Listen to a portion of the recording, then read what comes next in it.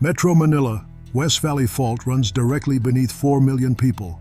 Davao City, 5 fault lines intersect under the metro area, Baguio, sitting on the exact fault that killed 1,600 in 1990. Cebu City, built along the Central Cebu Fault. Iloilo, on top of the Iloilo segment of the Philippine Fault. Every major city in the Philippines is built directly on top of an active earthquake fault. This isn't a coincidence. This is geology meeting geography, and the result is that millions of Filipinos live in seismic death traps by design. Why? The answer goes back hundreds of years, and understanding it could save your life. If the Philippines is one of the most earthquake-prone countries on Earth, why are all our major cities built directly on fault lines? We know where the fault lines are. We know the risks. We have the technology to avoid them. Yet we continue building on top of them.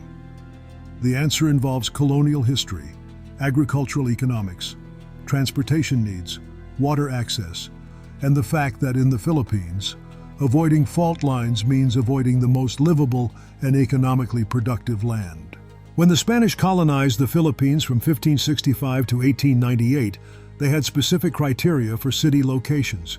First, flat land, easier to build fortifications and grid-patterned cities. Second, coastal access for trade and communication with Manila. Third, freshwater sources, rivers and springs for drinking water. Fourth, defensive position, often on elevated areas near coasts. Fifth, agricultural potential, surrounded by fertile farmland. Here's the problem. All of these factors, flat land, rivers, springs, elevated coastal areas, and fertile valleys, are created by fault lines. River valleys form along fault lines. Springs emerge where faults allow groundwater to surface. Flat coastal plains are often uplifted by ancient earthquakes. Fertile soil comes from volcanic activity which follows fault lines. Elevated plateaus are fault-created geological features. So the Spanish built cities in the best locations, which were inevitably fault-controlled landscapes. They had no concept of plate tectonics, which wasn't discovered until the 1960s, and no understanding of seismic hazards. Let's look at Metro Manila. The West Valley Fault runs 100 kilometers through Metro Manila. It passes directly through Quezon City, Marikina, Pasig, Makati, Taguig, and Muntinlupa. 4 million people live within 5 kilometers of the fault trace. It hasn't moved since 1658, that's 367 years ago. Why is Manila here? The Pasig River was created by fault movement over millions of years. Manila Bay is an ideal harbor formed by tectonic activity. The flat floodplain is a fault-created valley floor. Access to water comes from springs along the fault line. Strategic position means elevated enough to defend, flat enough to build.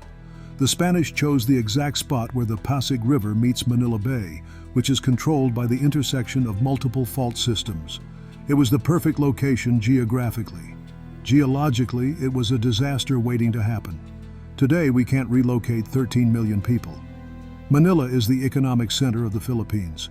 All major infrastructure follows fault-controlled geography. There's continuous development despite known seismic risk. Now Baguio City, July 16, 1990, magnitude 7.7 earthquake. Epicenter on the Digdig Fault beneath Baguio. 1,621 dead, most in Baguio. The entire city was nearly destroyed. The Hyatt Terraces hotel collapse became the symbol of the disaster. Why is Baguio there? Elevation at 1,500 meters above sea level provides cool climate. The flat plateau is rare in Cordillera Mountains. Panoramic views attract tourists.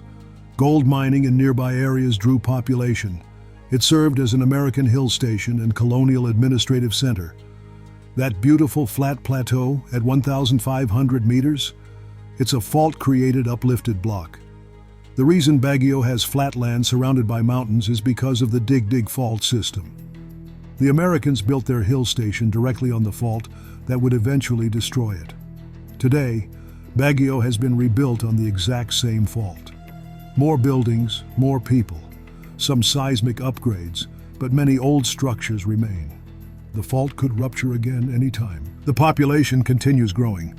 Davao City faces 5 active faults: the Tamugan Fault, the Lacson Fault, the Dakadao Fault, the Pangyan Biao Escuela Fault, and the New Carmen Fault. All 5 run through Davao's urban core. Why is Davao there? Davao Gulf is an excellent deepwater port. Davao River provides fresh water and transportation. The flat coastal plain makes construction easy. Rich agricultural hinterland supports large populations. Proximity to Mount Apo means volcanic soil that's extremely fertile. Davao Gulf formed by tectonic subsidence along fault systems. Davao River follows a fault-controlled valley. The flat plain was created by river deposits along faults. Mount Apo is a volcano marking a fault intersection. The entire landscape is fault-created. Today, 1.6 million people live there. Skyscrapers are built on fault traces. The faults were only mapped in 2015. Thousands of buildings were built with no seismic consideration. Recent 2025 earthquakes show the system is active. This pattern repeats across the Philippines. Cagayan de Oro is built on the Cagayan de Oro Fault. General Santos sits near the Cotabato Trench system. Zamboanga is on Sulu Trench-related faults. In the Philippines, all the best places to build cities are controlled by fault systems. This isn't bad planning, it's geological reality. We can't move the cities. Manila generates over 50% of Philippine GDP. There are 7,641 islands with rare flat buildable land. We have 110 million people concentrated in cities. So what do? Build better. Enforce modern seismic building codes strictly. Use Japanese earthquake-resistant technology. Plan smarter with detailed hazard mapping. Don't put hospitals or schools directly on faults. Prepare thoroughly with regular earthquake drills and public education. Accept reality. We can't avoid living on fault lines, but we can minimize risk through preparation. Japan proves it's possible. They sit on the ring of fire like the Philippines. Major cities are on active faults. They experience more earthquakes than the Philippines, but they enforce strict building codes universally. They conduct regular evacuation drills from kindergarten up. The 2011 Tohoku earthquake was magnitude 9.1. Buildings performed well despite the massive quake. The difference is preparation and building standards.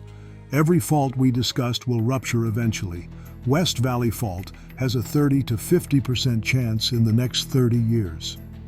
It's not a question of if, it's when. This is geological certainty. The time for preparation is now, not after disaster strikes. Every major Philippine city is built on an earthquake fault. This isn't a design flaw, it's geological destiny. We can't change our geography, but we can change our future.